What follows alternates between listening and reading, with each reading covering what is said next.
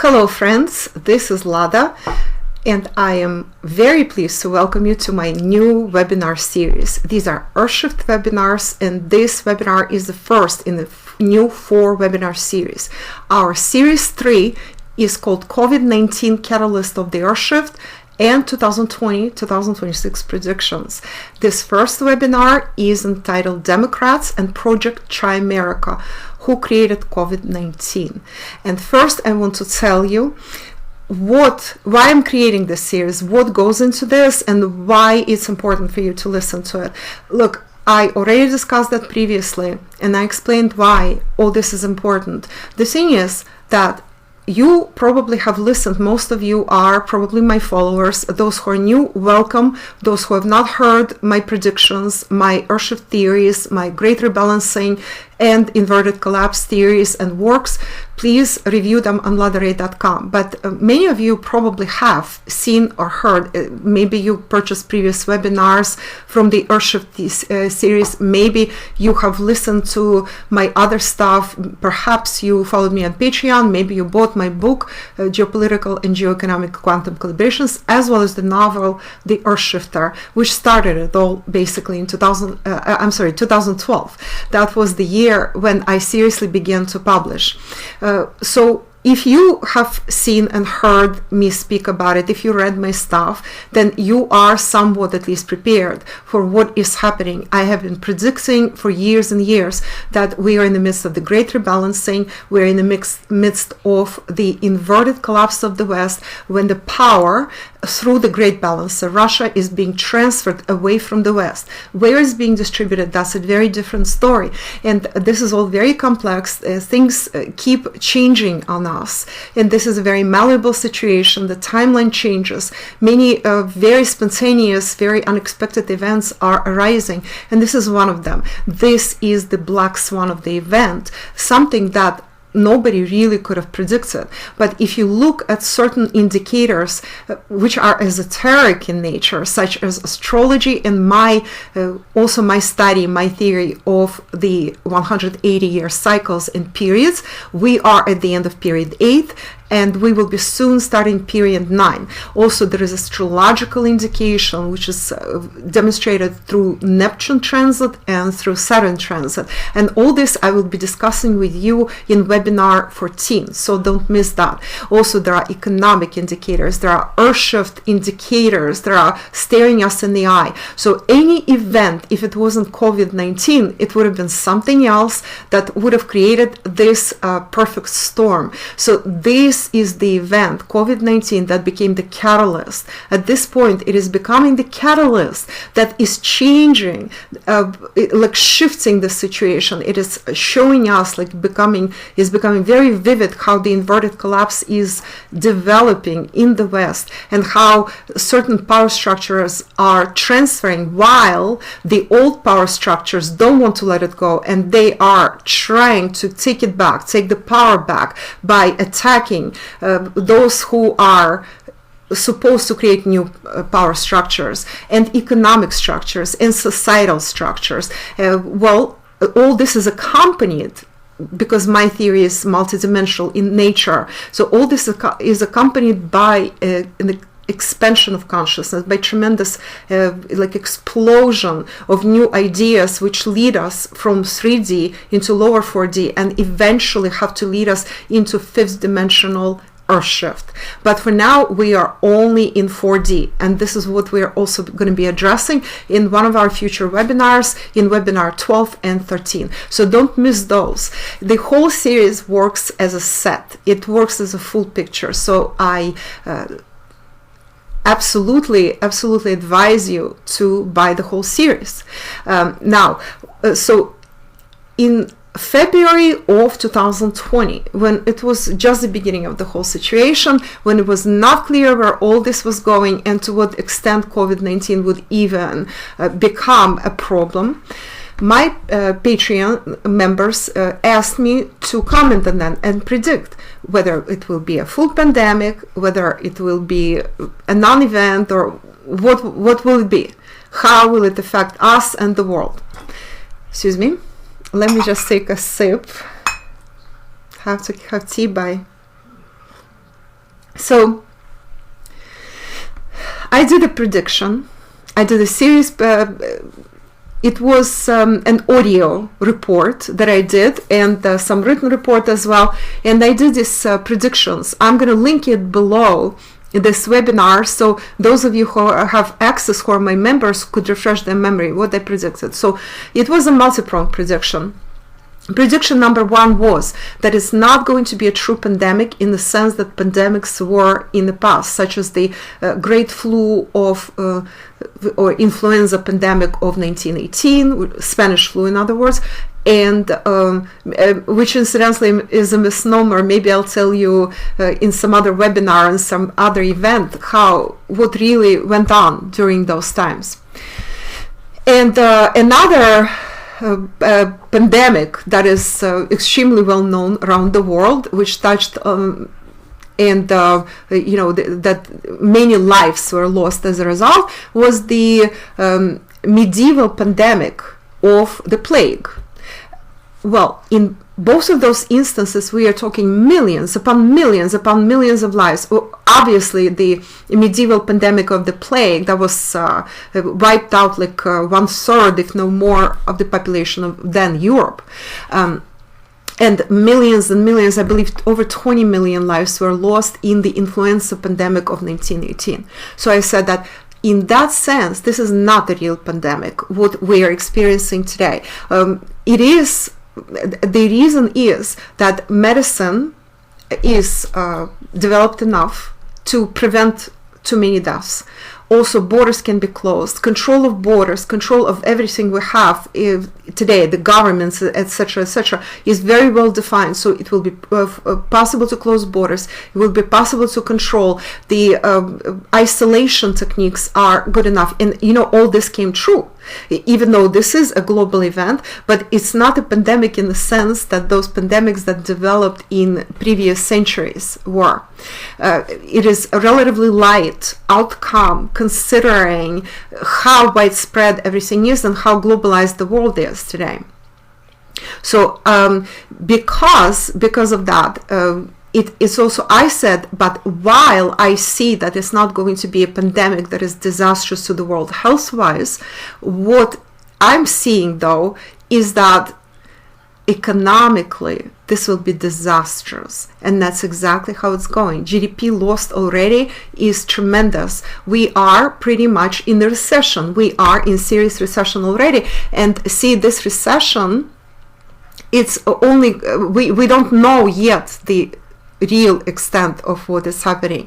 The real extent will be known much further down the road, when everything will start coming to the fore. Of course, a lot of countries are concealing information. You have to expect that. You totally have to expect that. Information is misrepresented, but we still can garner enough information. Some countries are honest in how they report everything. Other countries are over-report, and in that category I would put Russia. Other countries under-report severely. In that category, by the way, I would put China. I would put countries like Ukraine and the third world countries as well, such as, well, Belarus is like the primest of the prime examples. While Russia over-reports, Ukraine and Belarus actually under-report and try to conceal everything. China moderately conceals. In some ways, it's actually controversial there. I will tell you later what the story is. And a lot of third world countries underreport severely, and they don't tell the truth, also because they cannot test. They don't have testing capability, and they do not have diagnostics capability as well, although there is help arriving to them. Okay, so because of this whole situation, what we're facing is very uneven distribution of information. And we will also touch upon that later in this webinar. So I want to address very quickly whether COVID-19 is a hoax or is it for real? I responded to that question which was posed. It was more like of a comment, even a critical comment from from one of my patrons, who said that how can I see it's a hoax and nothing is happening, and this government is encroaching on our freedoms. Yes, government is encroaching on freedoms. Governments everywhere are taking away freedoms under this pretext, and certain political and geopolitical games to gain some political capital or gain any sort of advantage over somebody else, whether it's externally or internally. Yes, they're being played, of course they are, but COVID-19 is not a hoax, and I will show it to you. Well, I will show it to you throughout this webinar very, very clearly. Okay, let me give you several updates first. Update from the US. USA, of course, is the #1 in cases. By cases, we mean those who have been tested and COVID-19 was detected in their system. It does not necessarily mean that they're sick, they're in the hospital, etc. So the number of revealed cases in the US is by far the largest in all over the world, and New York City and generally New York State is the most hit. And I live in New York State, not in New York City. It touches us directly because our quarantine has been extended until May 15th now. I'm frankly exhausted. We also have refugees from New York City, and yes, those who asked me, yes, these are the parents who live in New York City, but they fled to stay away. In upstate New York is of course doing a lot better, but everything is closed down, and it's very, very difficult on all of us. It's very taxing on the system. Of course, you cannot go anywhere, cannot do anything what we're used to, cannot buy what we need to buy. It's all pretty difficult, and I'm sure a lot of you have experienced something similar, and you understand exactly what I'm talking about, but it is what it is. So that's the US news.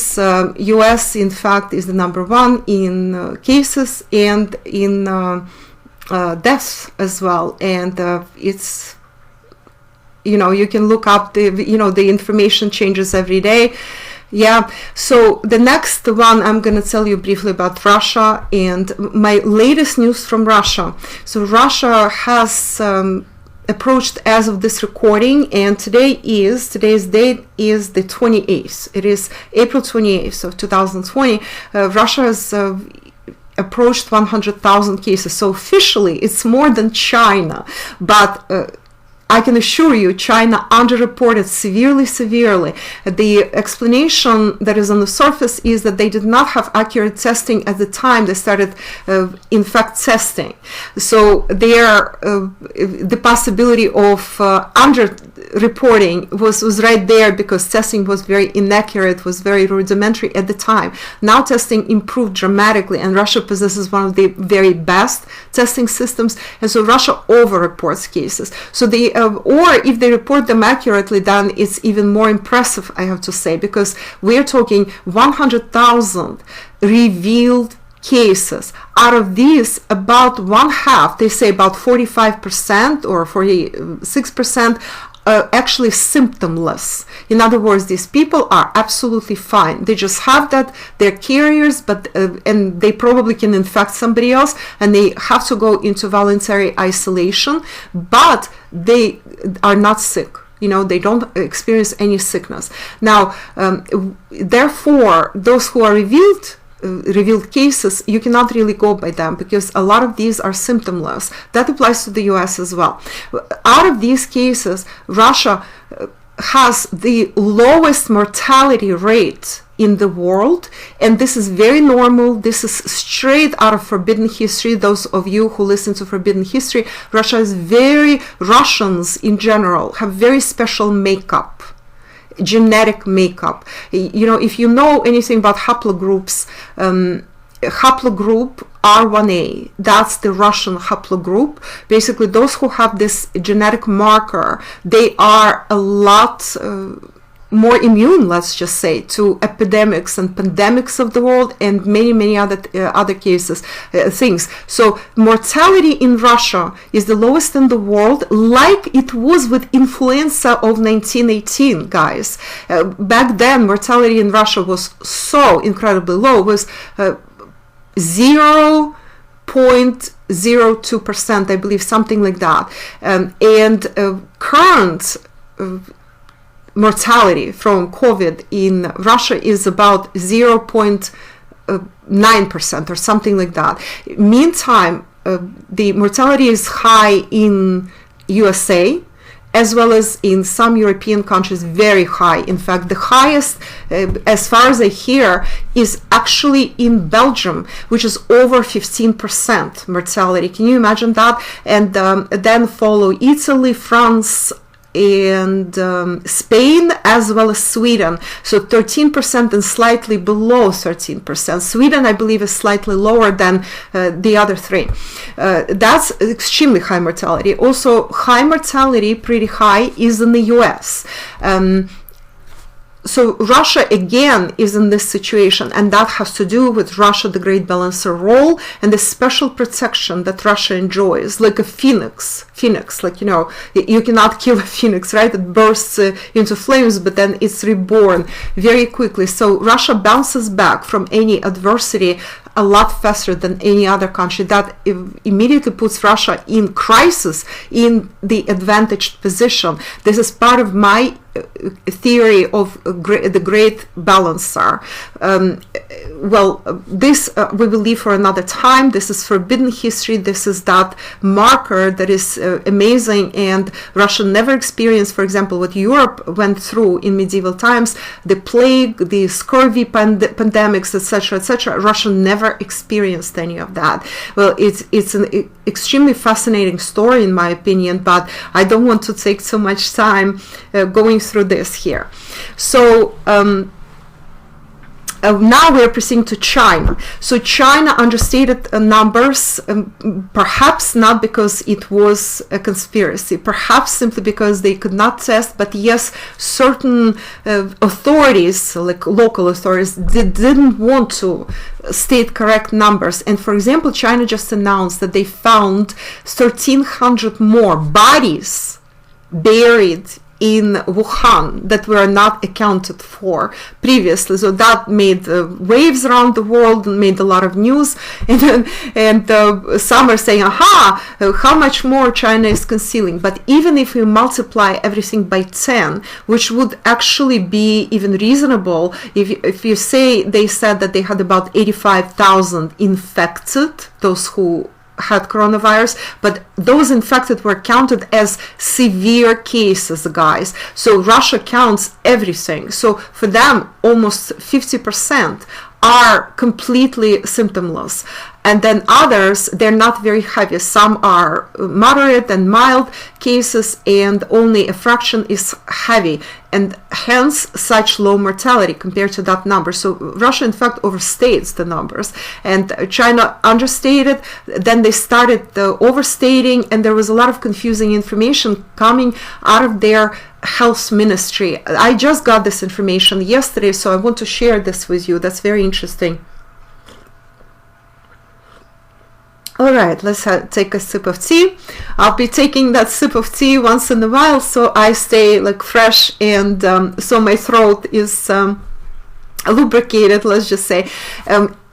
So what China has been doing, this is very interesting. Their Ministry of Health, some are saying, is under the influence of Western structures, and they also reported a lot of confusing information. Sometimes it seemed like they almost wanted to blame China, their own country, for everything, and try to overstate the numbers and incite panic inside the country. At least that's what some people say who specialize in China. Russian specialists, Russian experts on China have been saying this. Also, there were signals that some from the Ministry of Health of China have been demoted and sent, like one guy who was, I believe, Deputy Minister of Health was sent to Wuhan. Well, that's to supervise things there, which is like the high-risk zone. I guess maybe that was part of the demotion for confusing information that the health ministry has been distributing for since the beginning of the whole situation. Yes, of course, China also reacted very, very slowly, and that's the problem with a Chinese system. It is a socialist system. It is very like vertical of power kind of system, where the top echelon of power can affect anything they want onto the lower echelons of power, like fire them, do anything they want to them. And so those who are beneath them, the underlings, were fearful of reporting. And once it became known, and I think the whistle was pretty much blown from abroad, not from inside China. And incidentally, also heard yesterday that the number one case, or they call it case zero, the very first detected COVID patient, was actually in Singapore. So that's where it basically sort of all started, the Chinese living in Singapore, in other words.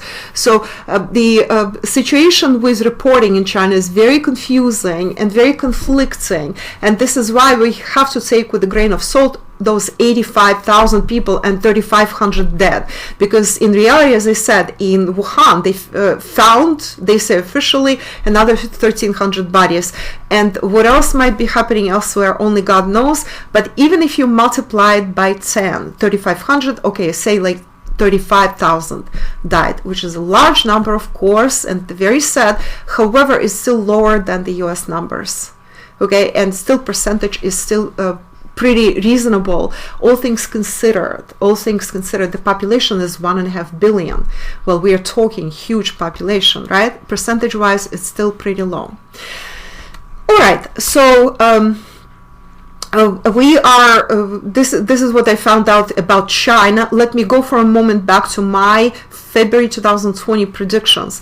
I also calibrated the situation, and I said, in addition to the fact that I feel that it's not going to be a pandemic in the real sense of that word as historically meant, but it is going to be economically devastating for global economy and for local economies. I specifically pointed that out. I see that as economic pandemic, not so much health pandemic, something that will be a huge reassessment of things. And at the time, none of what is happening today, what we know today, was available, none of that information. That was the beginning of February. And I also calibrated things. You know, this theory is like, where did COVID-19 come from? Was it from bats? Was it from illegal animal market somewhere in Wuhan, or was it from a Wuhan lab? And I calibrated all that, and my calibration clearly showed that it came from Wuhan lab. It was a mutated virus that escaped somehow from Wuhan lab. And now I'm going to focus on this for a moment. So there is a huge, I listened to quite a few arguments, let's just say, between scientists and doctors, especially Russian ones, and it is very credible information, the one that comes from Russia. The reason being, Russians right now are very much into being open, into sharing everything, and this is practically a new fashion in Russia, to be very, very open with information. The opposite of what is happening in the West. So the West is basically turning into USSR 2.0, while Russia is turning into what West was. That freedom of speech, freedom of the press was in the 20th century, at least part of the 20th century. And China, in a way, is also in that category together with Russia, but it's very conflicting. Once some are pulling, like circling the wagons so that not to allow information to get out, and others are overstating and blabbing out too much. Okay, so in China there is a lot of conflicting stuff. In Russia it's more or less consistent. So I listened to a lot of scientists, a lot of doctors, and they put them on TV, they allow them to speak, to tell their opinions, and it literally split 50-50 amongst Russian scientists and doctors, prominent ones, who some of them say say, aha, Nobel laureate such and such clearly shows, and his opinion is this is synthetic virus. The other half says, no, but there's no marker that allows us to determine that it is exactly synthetic virus, therefore it's a natural virus. It came from bats, and don't give us this BS that this is synthetic virus. Okay, so in the end of this webinar, I'm going to calibrate it for you. I'm just going to do a calibration again, and we will determine for sure. But I have this like amazing information. It's not conspiracy theory, but it is conspiracy, and that's what we're discussing today, and we are heading in that direction. So I'm very briefly, because we're still sort of on the news, I'm very briefly going to mention that Latin America is experiencing a very bad situation. And you know, guys, I was supposed to go to Latin America. It was supposed to be a 4-country tour for me in March and April. Okay, at first it was planned for February, then for March and April. And I canceled all that in November, December of last year. I started feeling that something is not going to work out. In January, I knew it would not work out, and I had no idea why. I thought that I was getting cold feet. Nevertheless, I canceled the trip, and of course by February I knew why. By March, I already clearly knew why. And now, see, one of the countries I was supposed to visit, Ecuador, they are unable to cope with the crisis at all. There are bodies in the street, and it's pretty disastrous. I don't know, maybe you've seen footage on YouTube or TV where they show how terrible it is. People literally disappear, and nobody, their relatives are looking for them. They have no idea where their fathers or mothers or like members of the family went, and there are like, you know, mass graves, etc., etc. It's actually pretty horrifying. And there are several countries in Latin America that already has been announced that they might go bankrupt. Amongst those are Brazil, Argentina, I believe they mentioned Colombia, and possibly Mexico, as well as South Africa, which of course is in Africa. But what is going bankrupt? We might address it in webinar 13, how all this develops, which I'm gonna try to release within the next month, within May. Okay, maybe even pretty soon. So stay tuned with me. Maybe even by mid-May, I'll try to release webinar 12 and then 13 within the next 2-3 weeks. So what does it mean to go bankrupt? When US controls petrodollar, and we'll discuss that too, where petrodollar is going as a result of these situations, as well as the oil wars that we're experiencing. So all this together, guys, you know, this is the black swan event. This is the event that is like, we are in the midst of this perfect storm.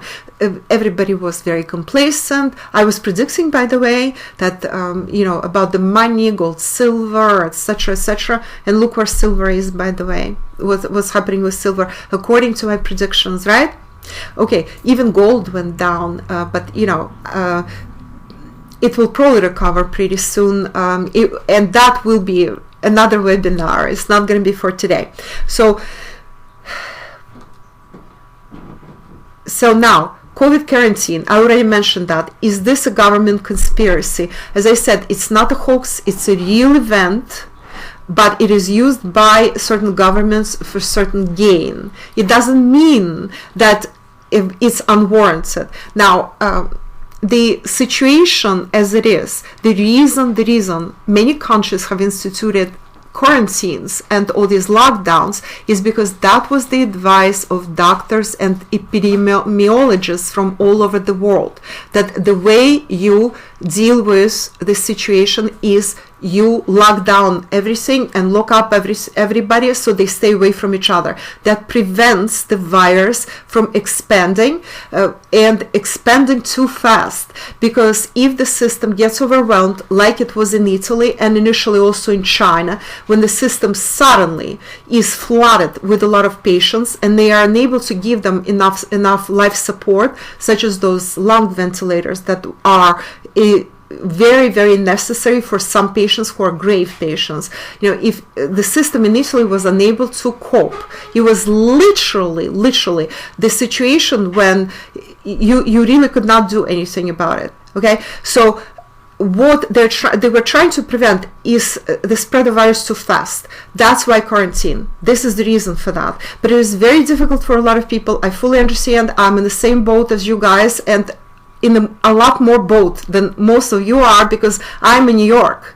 You know, we are experiencing it a lot more severely than you do in most places in the world. My sister, I talked about it in another episode. Maybe I'll share it with my patrons at large. My sister was in Bergamo, another epicenter in Italy. That's where it all began, in Italy, that whole severe situation. So as you see, I'm very familiar with various epicenters. So if you're very far from epicenter, you might be thinking, oh my gosh, it doesn't touch anybody here, nobody's sick here, it's a hoax. Well, the way it's done, the reason these quarantines and lockdowns are done is so that it does not spread to your region from those regions that are infected. And you may disagree with this, but this was the advice of epidemiology specialists, doctors, scientists. This is how historically prevention of pandemics and epidemics works. This is why, okay? You may agree or disagree, that's a different story. Well, I hate it myself, okay? But this is how it's done. Now we're proceeding to the next episode. So why Russia did what Russia did. And Russia did not lock down everything initially.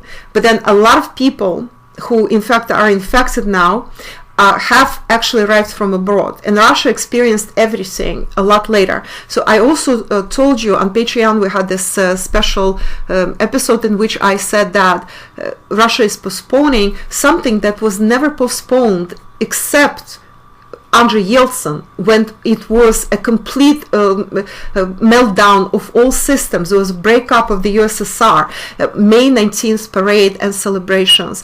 Postponement of all this, that's pretty much not done in Russia, you know, but it was postponed because there's no choice, and lockdown in Russia is continuing, I think, until May 15th possibly. So Russian theory is pretty much that if they just spread it out and make it like develop slower into regions, and fewer people are infected at the same time, eventually when everything is available. See, Russia is at a great advantage because they already have a lot of medicine, a lot of various protocols, healing protocols and maintenance protocols that other countries such as China or Italy did not have. Now Russians have the experience, they know how to do that. There is still no vaccine, there is still no cure, but they know how to keep their people alive and well, even under the gravest circumstances, because they postponed the development of the virus. And the hardest hit is Moscow, has about 45% or 50% of all the cases, but cases are starting to be discovered in other regions of Russia, and there are many regions in which there are very, very few cases, but they're very strict in how they are making their authorities handle all this.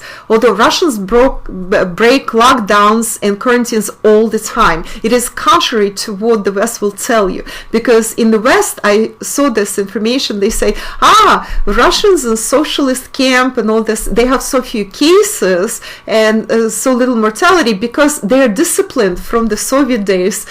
Even in East Berlin or East Germany, they're more disciplined from the memory from the Soviet days. I can assure you it's actually the other way around.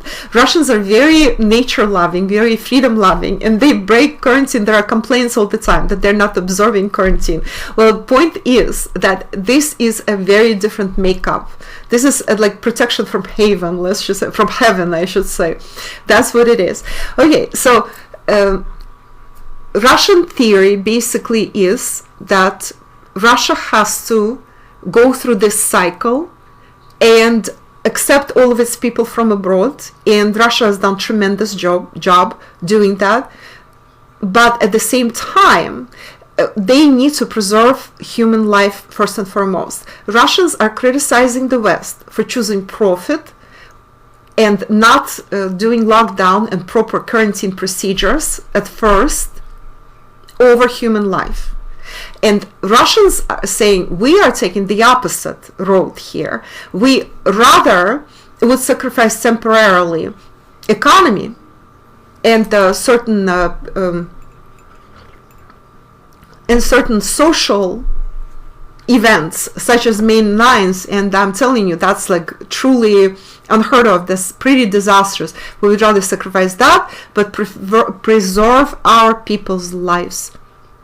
We'd rather have our people be safe, and we'd rather have them under lock and key, so to speak, but the population will be safe. And that's what Russians are taking. That's the route Russians are taking here. Okay, now let's see. Okay, I already told you about the genetic code, and that's as far as I'm going to go in this episode. But guys, now I'm proceeding to the very crux of the problem, to the meat of the whole situation. And this is the bomb. So the real conspiracy. Okay, some will immediately disagree with me. I heard specialists and various medics and scientists who were arguing with like foaming at the mouth. No, it is conspiracy theory because it cannot be so. It is a natural virus. It comes from bats or those snakes that ate bats.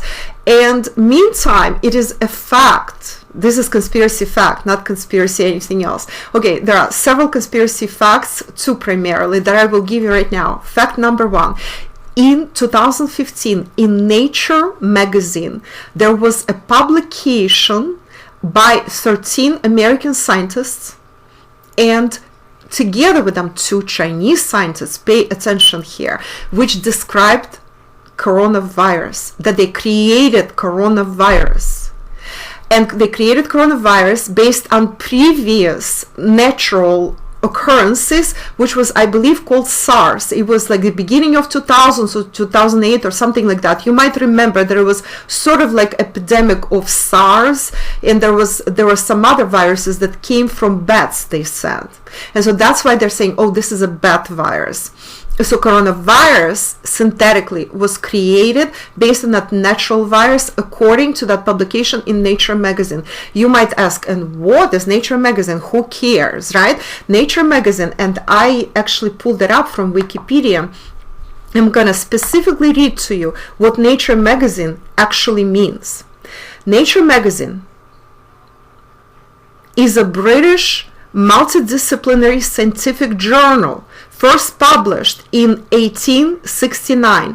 It is one of the most recognizable scientific journals in the world and was ranked the world's most cited scientific journal by the Science edition of 2018 Journal Citation Reports, making it one of the world's top academic journals. This is not some blah blah blah or la la la kind of publication. This is primarily, the audience is the scientists. Yeah, research scientists are the primary audience of the journal. In order to get published in this kind of magazine, you have to be who is who. They will not accept publication from anybody.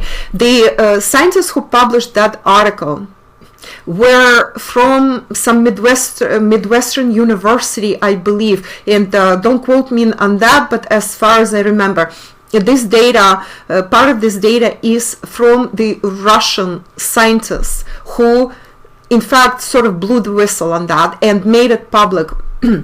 Okay, so this publication appeared in 2015, and the next events where you could say they were bizarre, or you could say that they were super duper interesting. And what happened next was that they wanted to develop a bioweapon out of it.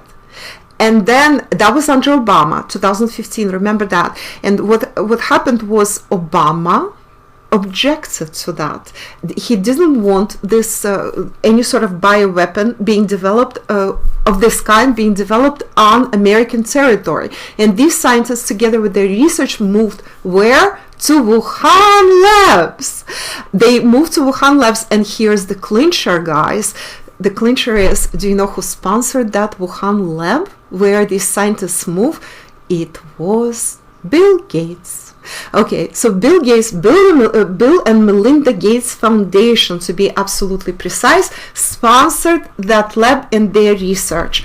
This is, of course, from different sources, multiple sources, which I have confirmed. These sources confirmed each other, that there was Bill and Melinda Gates Foundation involvement here, and the reason they moved to Wuhan was specifically because Obama, or some people in his surroundings who he listened to, said that that's too dangerous to develop it on American territory. That doesn't mean that they gave up on that, because notice who sponsored the lab in Wuhan?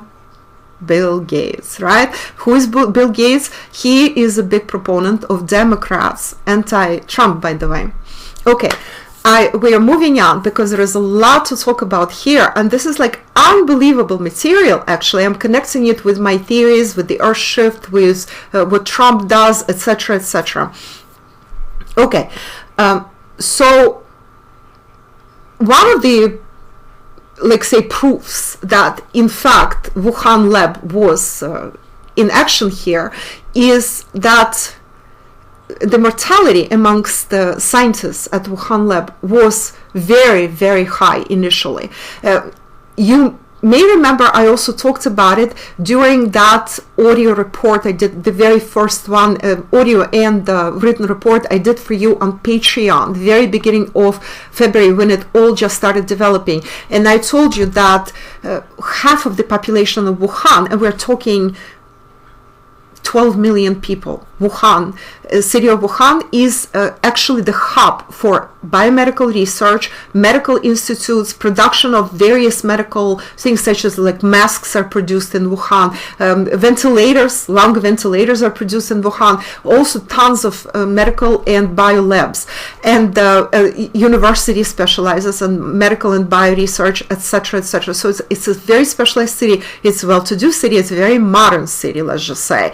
And what happened was the mortality amongst those scientists from the lab was very, very high from the very start, because they first got infected, and that's how the virus actually got out and mutated, through those scientists. So there was a leak inside the lab, and then those people were going home, they were infecting their surroundings. Guess what? The population there is well versed in bio and medical stuff, because that's the specialization of the city. Population started fleeing.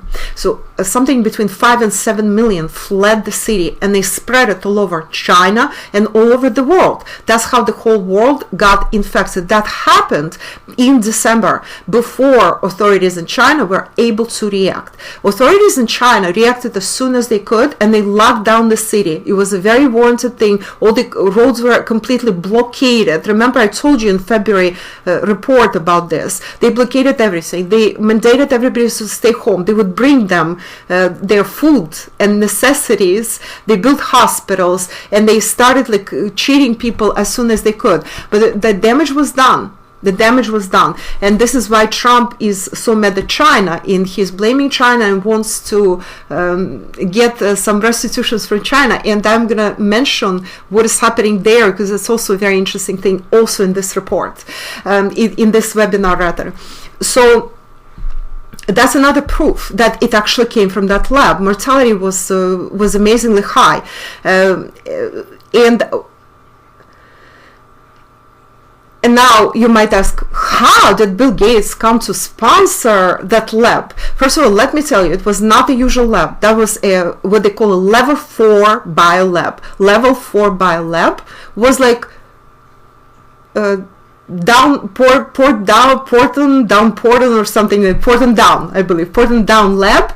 Remember Novichok? Porton Down lab in Salisbury, UK. That was a level 4 lab. What does follow that kind of level lab does? That's a very secret lab, and it develops bioweapons. is the most secret, the most classified lab amongst bio labs that exists. They classify it as level 4 because it develops bioweapons.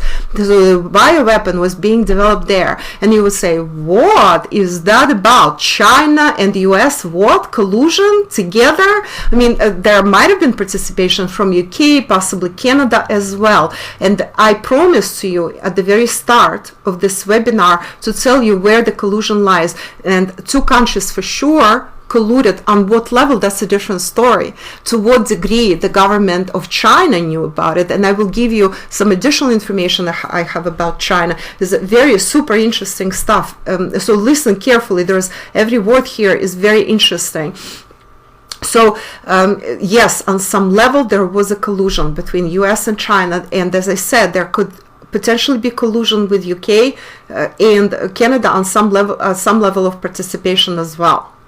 Okay, well, that is not, facts are not available. I have definitive facts about 2 countries, but I heard hints by Russian researchers and Russian specialists that there could also be UK at least involvement there. And I also, a separate source, I heard the hint about something to do with Canada. In fact, it surfaced initially, at the very beginning of the whole thing. Okay, now why would they collude? And now we're getting to the very crux of the problem. Okay, that's Democrats and globalist project Chimerica. So before Trump, there was Obama. And during that time, a project surfaced, which was called Chimerica, and is spelled Chimerica. So China and America. And if you are an English speaker, you would probably read it as Chimerica, like chimera, right? But in fact, Chimerica. So Chimerica. What is Chimerica? It is collusion and co-creation of the new globalism by China and America. And Democrats were pro-China. They wanted to do more trade with China. They wanted to do more, and Obama amongst them, by the way. They did not want to argue with China. That's what they were criticized for by Trump and by a lot of people who are pro-Trump, and a lot of conservatives, by the way, criticized them tremendously for all this. So, excuse me.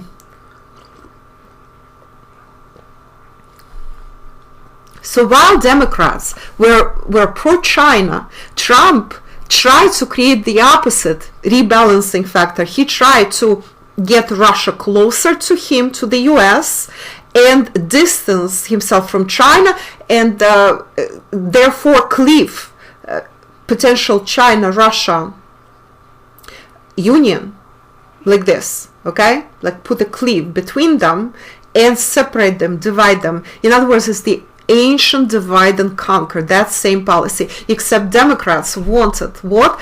They wanted to get closer with China and cleave Russia and sidetrack Russia and marginalize Russia. And Trump and Republicans wanted to do the opposite. Together with Russia, marginalize China. So now we have Trump and we have China marginalization, although he did plenty of damage to Russia-US relations as well, and that is because Democrats, neoliberals, those who are globalists, they would not let him do what he wanted to do from the start, is to improve relations with Russia.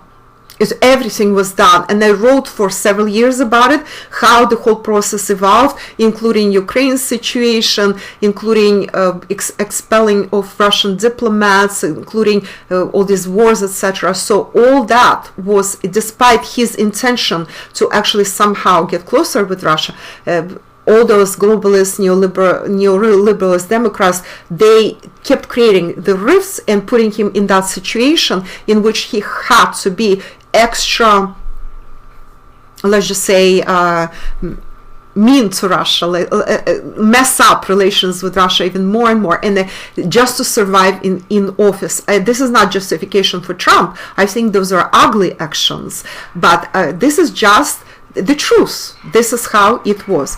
Now, as far as Democrats went, everything went well, and then Trump came to power and he ruined the whole project. So China was playing basically two fields at the same time. They were playing this nice game with Russia, keeping Russia pretty close and giving them promises and all that. And meantime, they were also developing these secret agreements with the US, because remember this G2, the G2 thing.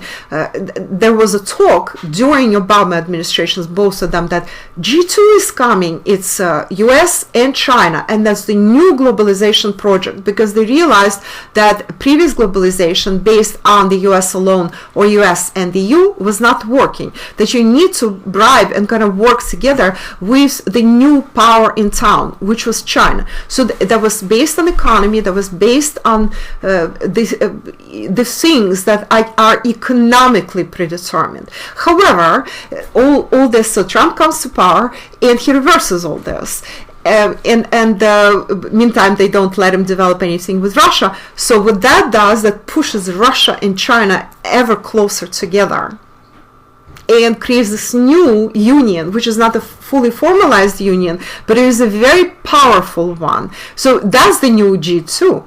Russia and China, in fact, and they are a counterweight to the US now. So no matter, see, they harmed themselves, both those groups, Democrats and Republicans, Trump and Obama, they harmed themselves and their globalist project by trying to alienate China from Russia and vice versa, by trying to put a rift of them. If they worked together with Russia and China, it would have been a completely different world. Same goes for the EU, of course, to a lesser degree, because EU does not have as much political power. It does have plenty of economic power. Anyway, so that's where we are. So Project Chimerica, of course, bombed, but that's where the lab came from. And I will give you one more interesting point here. You will say, oh my goodness, but so China is that duplicitous? The thing is that the present president of China, Xi Jinping, he is actually not pro-US. He is pro-Russian. So before him, during Obama administration, that's when all that developed. But when previous president of China was pro-US, and Putin, Trump tried to work with him, but it didn't go anywhere. Suddenly, once Xi Jinping came to power, all the projects that were stalling in China received the green light and started moving ahead full speed, because Xi Jinping didn't want to work with the US. He wanted to work with Russia. But of course, there were a lot of other factors. The fact that the situation in the US was changing, that Democrats were going away, Trump was coming in, all that really together, all these factors pushed Russia and China ever closer together. And that's the major factor of the Earthshift, guys. Major factor of the Earthshift. This is another catalyst, this pushing together of these two powers. I will be discussing that in another webinar. So, and that's what we have today. That's what we have today. So Trump and Democrats were clashing and beating each other up and continue doing so. And all this revolves into who is siding with whom, because that's how they envision. This side envisions, China should be our friend, but Russia enemy.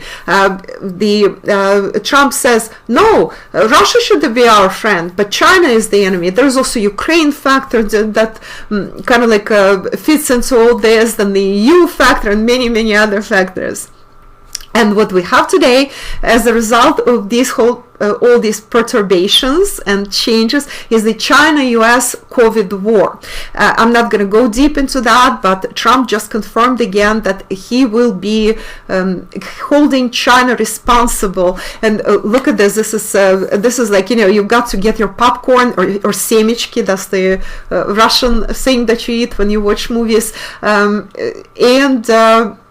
Watch it unfold, because Trump says now that the damage caused to the US, and that's actually true, by China not reacting on time, not securing their people, so they spread the virus all over the world.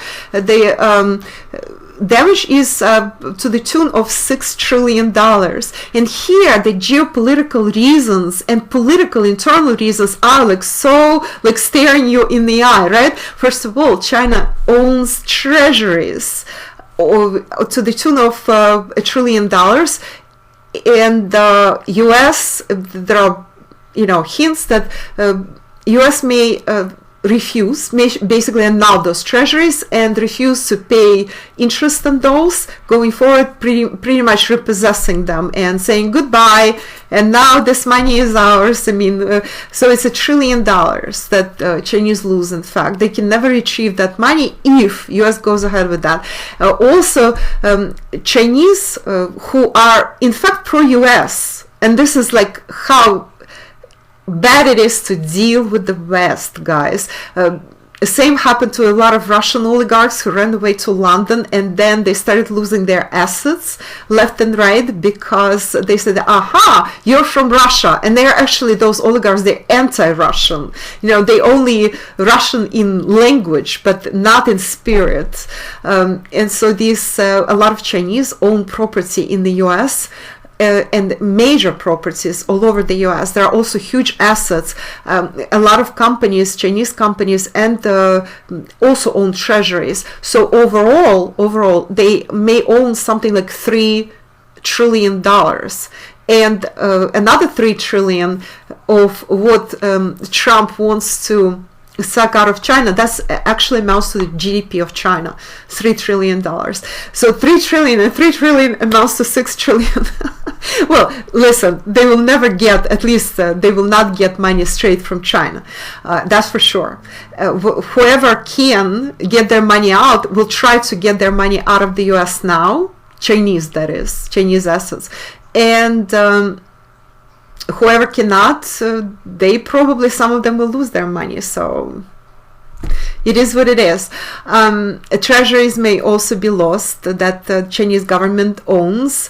So Chinese government is rushing to buy whatever they can, wherever they can, just to dispose of whatever money they have. So all US is achieving is expediting inverted collapse and the earth shift, and the fact that petrodollar is going to be eventually phased out as currency. And China has one ultimate weapon, which I don't know when they will exercise and whether they will exercise it, or they will come to some sort of agreement, Trump and Xi Jinping and China.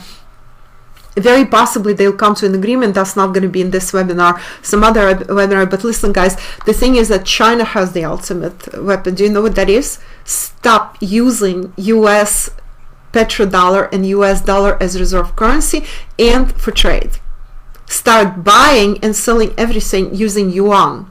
And for example, they can easily use yuan already, or Russian ruble, for example, or even euro for that matter, when they buy oil and gas very easily. Russians have been insisting Russian ruble should be used for the longest time. Of course, China insisting on yuan, and the EU would be insisting on euro. And so it's very easy to do. It's not that hard, guys. Well, the difficulty is that a lot of disruption will happen. So we have to continue being ready for disruption. Look how much disruption we have now to the simplest things in life, really. Like shopping, like going to the bank, going to get your coffee is a big problem for me, by the way. Traveling somewhere, right? Shipping, oh my God. You know, listen, I shipped something. I needed some stuff that I ordered from the UK, you know, for my purposes, for my consultations and stuff, and it never arrived. 2 months later, I ordered in March. Yeah, it was still March, like 1.5 months by now. Of course, it never arrived. Okay, stuff I ordered from China. Some of it arrived, thank God I ordered it early and it arrived by January.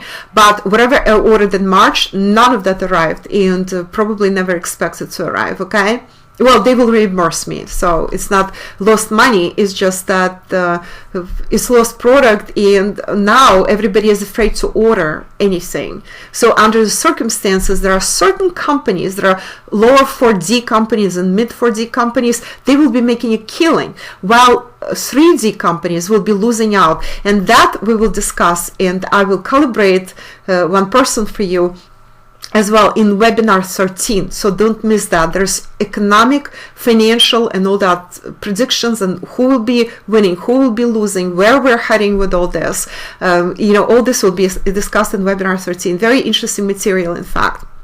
So yeah, now I want to talk about this latest intel I got from China. This is like really good intel from high level specialists on China in Russian specialists, Russian experts. They are internationally recognized. They know China intimately. They have direct communication with high echelons of power in China. So what is happening right now is China is under international attack. Trump is promising to get as much money as possible from China.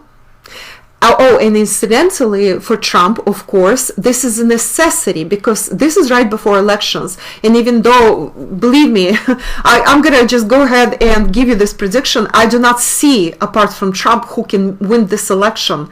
At least there's no other candidate. Provided nothing happens to Trump, he doesn't fall gravely ill and dies before elections, or somebody kills him, which I do not foresee. But let's leave slightly open the fact that it's still coronavirus, but he's a very healthy man in his ripe age. Good for him. I do not see any alternative. Obviously, Biden is dead horse, he literally, what? That's like really, it's even laughable to talk about it. And he may not even run, and so it seems like Democrats literally gave up on everything. So we have only Trump in the running. Literally, we have only Trump in the running, unless, of course, it's early, and things may change. By August, something like really interesting may start brewing there, or Democrats will just give up, which seems like they have. And I don't mean to make like a big prediction here, but I will tell you because it just came up anyway. And guys, if this timeline continues and nothing changes this way, okay, then we have Trump. Congratulations for the next 4 years. And Democrats probably want to hand them this victory because they don't want to deal with the mess. They already see the mess the country is in.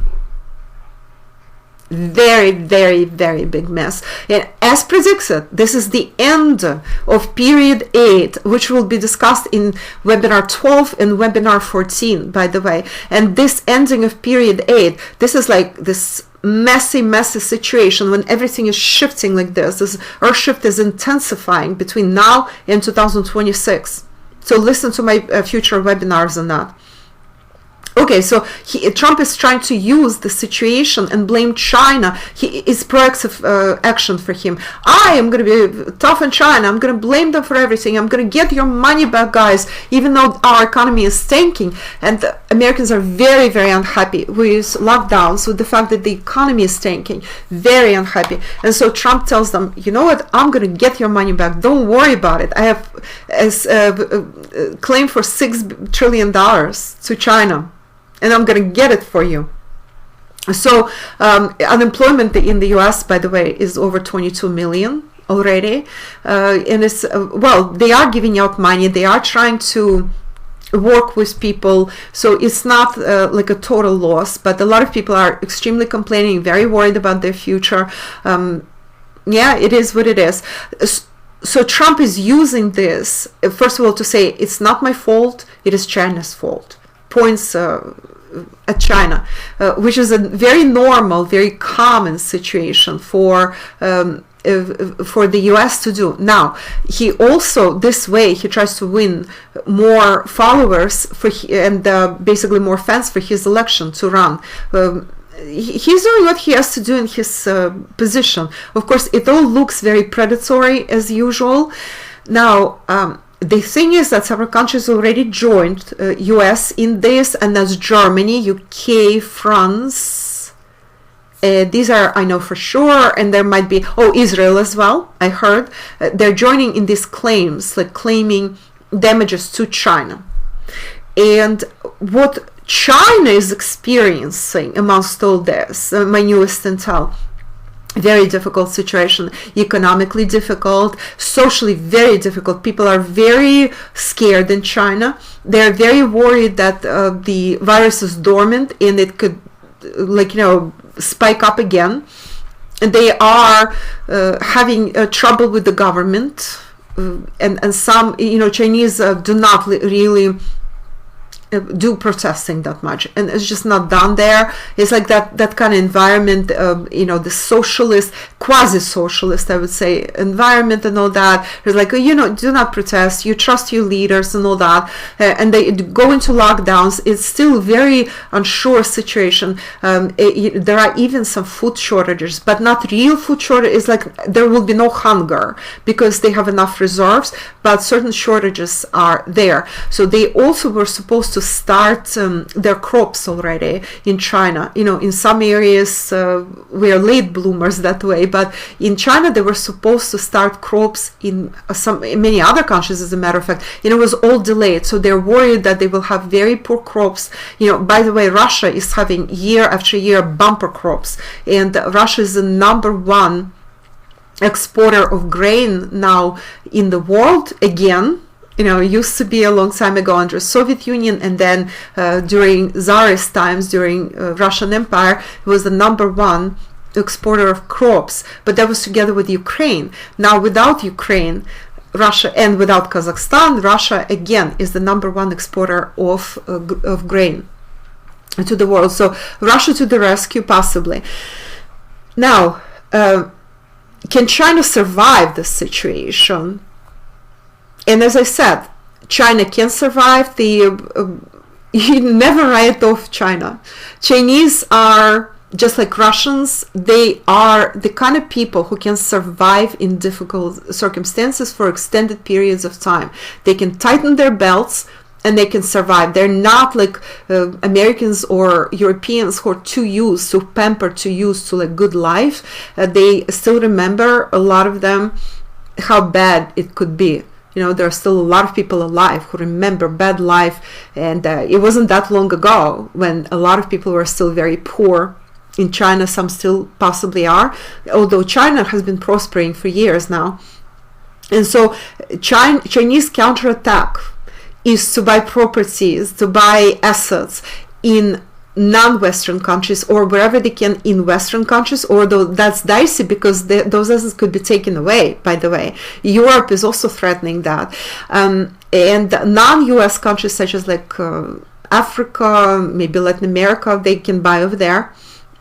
Plus, they can just relinquish the US dollar. The moment China does that, that's the end of petrodollar. But don't write off the US or EU either. They have a lot of strengths, deep strengths, deep reserve of strengths, and these layers that they still possess. And to the extent while US dollar is still that strong, is still world reserve currency, and we don't have any other, and not the entire world would trust yuan, but China can insist on trade only that way. But all this will be temporarily hurting the economy. So that's another topic. We'll be discussing that later.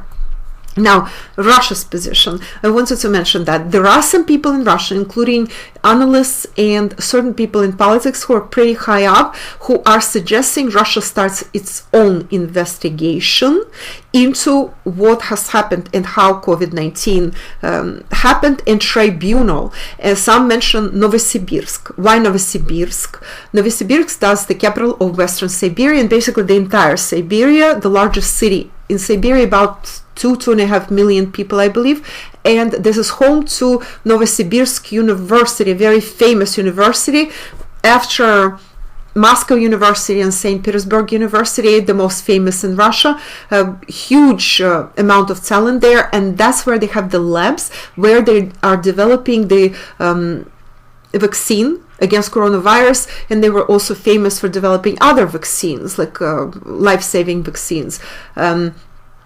In the previous year. So great labs there, great biochemistry research, biomedical research, and there might be something like that in Novosibirsk. It might actually happen. Okay, it might happen, but not a word from Putin or anybody like close to him, like totally zipped in the government. Why is that? I think Russia of all these countries, because Russia was never implicated in what I told you. Russia was just an innocent bystander. And Russian economy, of course, is suffering tremendously, just like any other economy.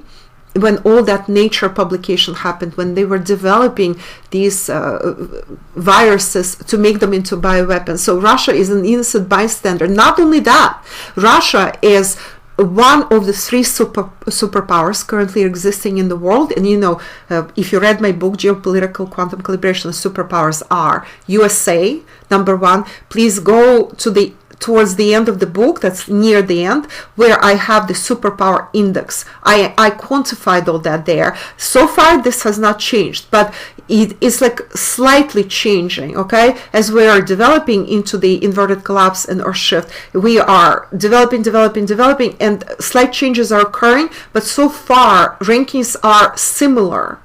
They are the same rankings, in fact, and same calibrations more or less. Although USA is relatively weakening, Russia is relatively strengthening. So the number one superpower so far is the US, number two, Russia, number three, China. And I also put in this category the EU as a whole, but that's a big question mark, because EU as a whole is not really a country. Okay, and this union of countries is also weakening as we speak, and it will continue weakening, guys. So it's a question mark how much this is a superpower. So in reality, there's three superpowers right now, and out of these three superpowers, two are siding with each other, which is Russia and China. Again, go to the book, I explain all this. And EU, this like a question mark superpower, would be siding with the US, but Trump's policies have put a certain amount of rift. They're still siding, but a certain amount of rift has occurred there. So what does that tell us? Basically, we have evenly matched two superpower camps, right?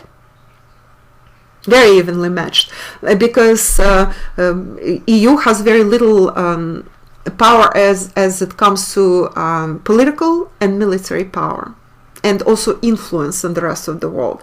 Russia has a lot of that, but a lot less economic power. China has quite a bit of economic power, but is suffering right now. And of course, every country is suffering economically, every country, but we have to look at everything relatively. And relatively speaking, what the US is trying to do, what Trump is trying to do, is to kill the competitor. Okay, if you look at it from the economic standpoint, and the standpoint that is geopolitical plus economic at the very same time.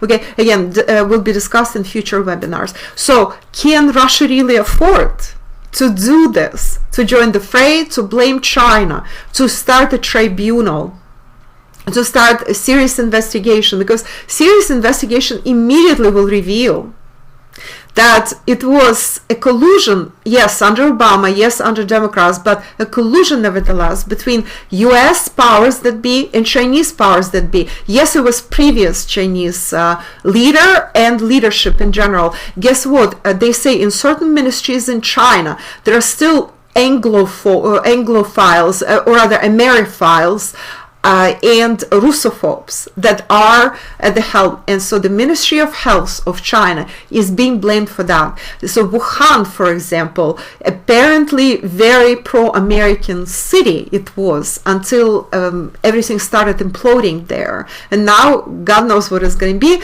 We'll see how it develops. I can tell you that the central power in China is still very strong, and no coronavirus can unseat that. And Xi Jinping technically could be president for life. This is another discussion which we will have one day with you, also about Putin's situation and how he could extend his presidency. That will be another webinar on another occasion. I hope we meet, guys, and discuss that as well. It's also a super interesting topic, and also reflective on the inverted collapse, on the global rebalancing, and everything we are going through. So in reality, Russia cannot afford that, considering the situation that, see, Russia is the great balancer. Yes, great balancer, but not as large as it used to be, okay? It lost some of its former territories. But this also makes Russia more compact and more mobile, let's just say, more agile. more adjustable to varying and like these like, you know, churning tectonic plates, which the Earth shift actually is right now. And this adjustability is a major positive factor for Russia.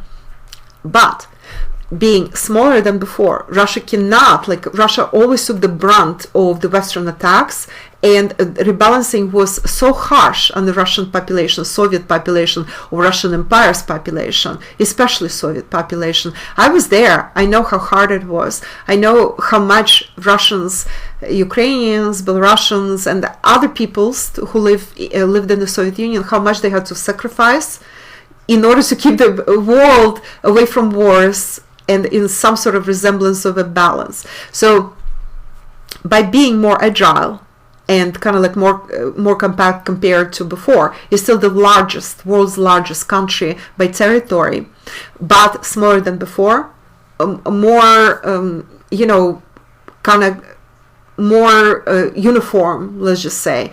Okay, and that allows Russia to get out of the way, like that wise monkey that is watching from the tree how two tigers are clashing and fighting with each other, but contributing to that fight on the side of one of the tigers. No, that's not a good idea, because one tiger becomes too strong, another becomes too weak, and then that stronger tiger might attack the monkey, right?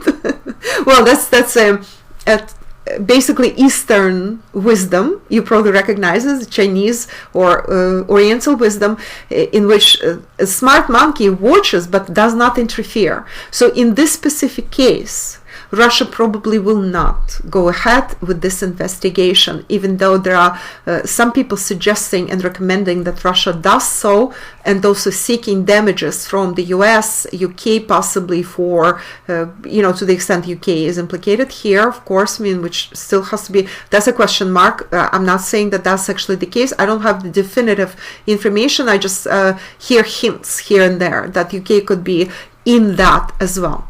Okay, and from China that becomes pretty dicey, because they don't want to damage that relationship and they don't want to make one party relatively stronger to the other. So that's where we are with this.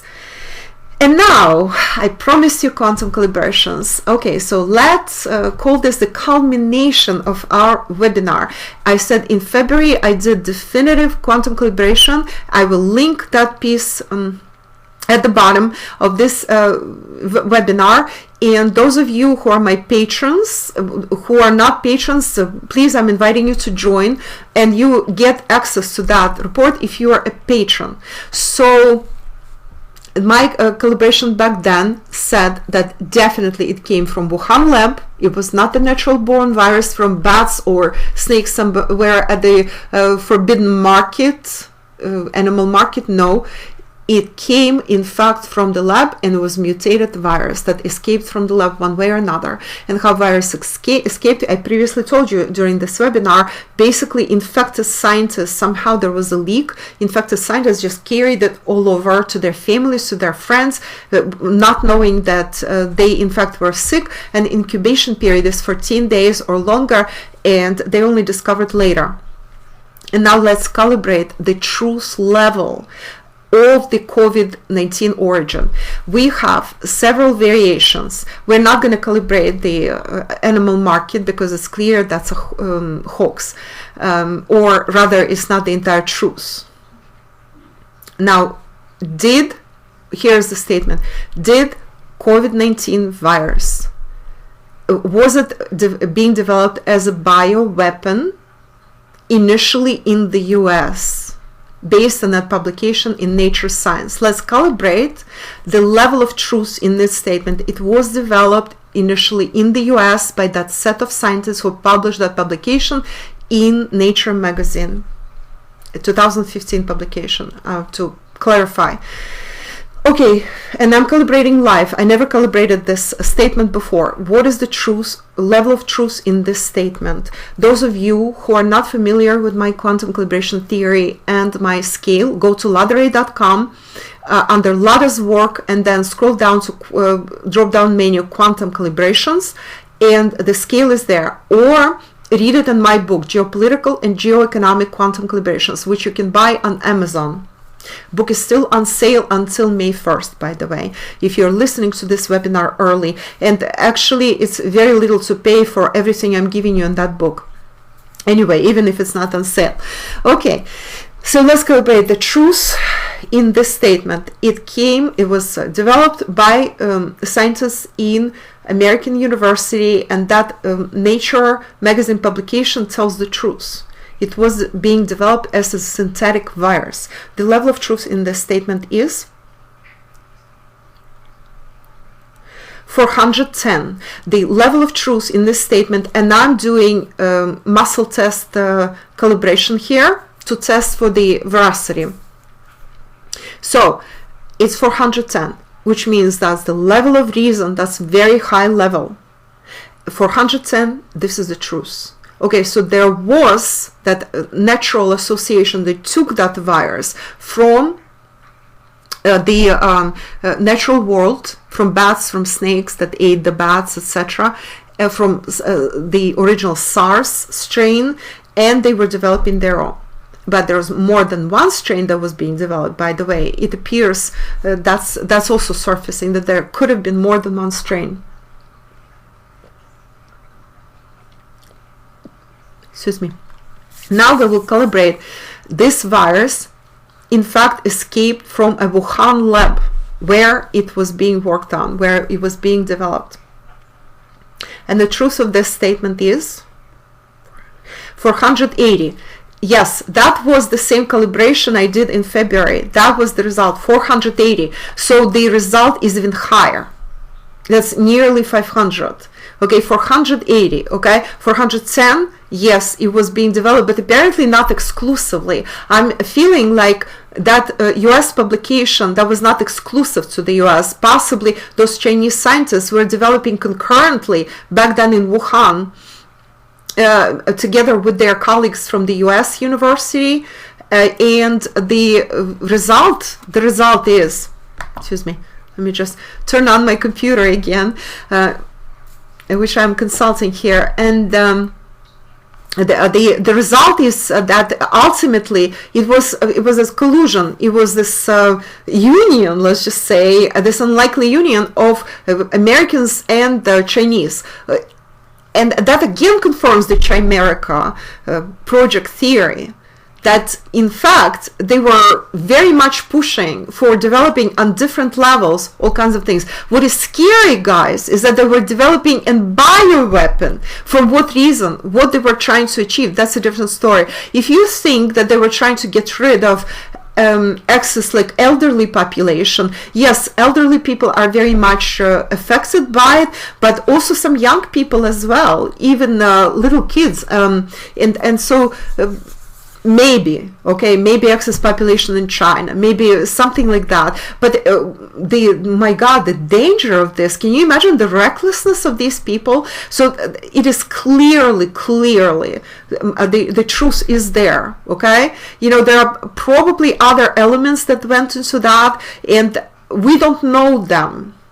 We don't know these elements. So my calibration would have been even higher if I knew the elements that went into that are completely concealed from any sort of vision and any sort of like possibility of detection, that are really secret. So there's definitely that dark state, global dark state collusion going on here, or you can say global deep state collusion, but I call it dark state. You know, that's my personal term. That's the term I coined.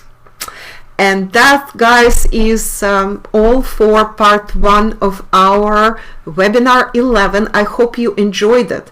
And in part 2, I am going to give you a Q&A.